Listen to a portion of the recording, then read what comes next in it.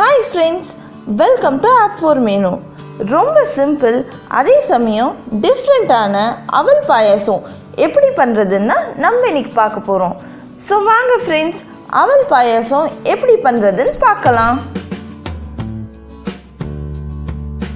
எங்கள் சேனலோட immediate அப்டேட்ஸுக்காக subscribe பண்ணிக்கோங்க.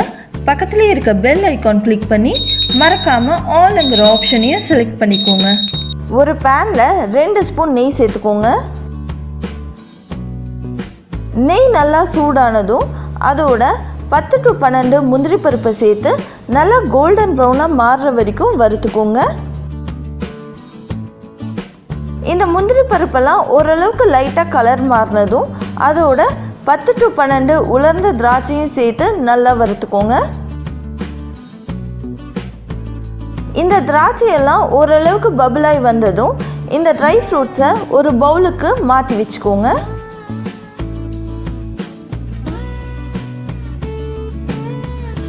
அதே பேனில் 1 கப் அவல் சேர்த்து நல்லா வறுத்துக்கோங்க.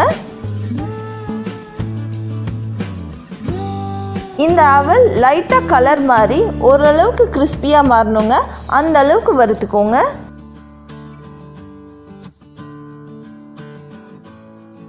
இந்த அவல் லைட்டாக வறுபட்டு கலர் மாறினதும் அதை ஒரு பவுலுக்கு மாற்றி வச்சுக்கோங்க. ஒரு பேனில் 3 கப் பால் சேர்த்துக்கோங்க. இந்த பாலை இப்படியே ஒரு 10 நிமிஷத்துக்கு சிம்மில் வேக விடுங்க. இந்த பால் நல்லா திக்காக மாறிடணுங்க, அதனால தான் ஒரு 10 நிமிஷத்துக்கு சிம்லையே வச்சு நல்லா வேக விடுங்க. ஒரு மிக்சர் ஜாரில் 8 to 10 முந்திரி பருப்பு சேர்த்துக்கோங்க. அதோட 1/4 கப் தண்ணியும் சேர்த்து நல்ல ஸ்மூத்தான பேஸ்ட்டாக அரைச்சி எடுத்துக்கோங்க. இந்த பால் நல்லா பொங்கி வரும்போது இன்னும் ஒரு 2 to 3 நிமிஷத்துக்கு இப்படியே கொதிக்க விடுங்க. அப்போ தான் இந்த பால் நல்லா திக்காக மாறும், அதுக்காக தான். அதோட நம்ம அரைச்சி வச்சுருக்கிற முந்திரி பேஸ்ட்டையும் சேர்த்து இதை ஒரு 5 நிமிஷத்துக்கு இப்படியே சிம்மில் வேக விடுங்க. இந்த முந்திரி பேஸ்ட் சேர்த்து பாயசம் செய்யும் போது பாயசம் நல்லா க்ரீமியாக இருக்குங்க, அதுக்காக தான் நான் இன்றைக்கி சேர்த்துருக்கேன்.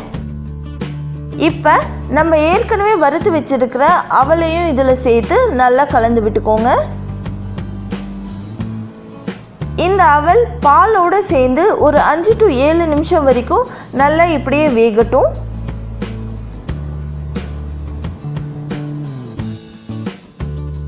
அடுத்து நம்ம வெள்ளை பாகு ரெடி பண்ணிடலாம். ஒரு பேனில் 1 கப் வெல்லம், 1/2 கப் தண்ணி சேர்த்து இதை நல்லா கலந்துக்கோங்க. வெல்லம் நல்லா இந்த தண்ணியோடு சேர்ந்து உருகி வர வரைக்கும் வேக விட்டுக்கோங்க. இதுக்கு பதம் எதுவும் தேவை கிடையாதுங்க. பாருங்கள், இந்த அளவுக்கு வெல்லம் எல்லாம் நல்லா கரைஞ்சதும் இதை ஒரு வடிகட்டி வச்சு வடிகட்டி எடுத்து வச்சுக்கோங்க. அவ்வளோதாங்க, உங்களோட வெள்ளை பாகு ரெடி ஆயிடுச்சு. பாருங்கள், அவல் நல்லா பாலோடு சேர்ந்து வெந்து வந்திருக்குது. இப்போ நம்ம ரெடி பண்ணி வச்சுருக்கிற வெள்ளை பாகை இதில் சேர்த்து நல்லா கலந்து விட்டுக்கோங்க. இது இப்படியே ஒரு 2 to 3 நிமிஷம் வரைக்கும் நல்லா வேகட்டும். பாருங்க, அவல் பாலோட எவ்வளோ நல்லா வெந்திருக்குது, நல்லா பாயசம் க்ரீமியாக இருக்குது பாருங்க. இப்போ நம்ம ஏற்கனவே வறுத்து வச்சிருக்கிற ட்ரை ஃப்ரூட்ஸை இதில் சேர்த்து நல்லா கலந்து விட்டுக்கோங்க. அவ்வளோதாங்க, உங்களோட க்ரீமி அண்ட் டேஸ்டியான அவல் பாயசம் ரெடி. நீங்களும் இந்த ரெசிபியை ட்ரை பண்ணி உங்கள் ஃப்ரெண்ட்ஸ் அண்ட் ஃபேமிலியோட என்ஜாய் பண்ணுங்கள். இந்த வீடியோ உங்களுக்கு பிடிச்சிருந்தா ஒரு லைக் கொடுங்க. தேங்க்யூ.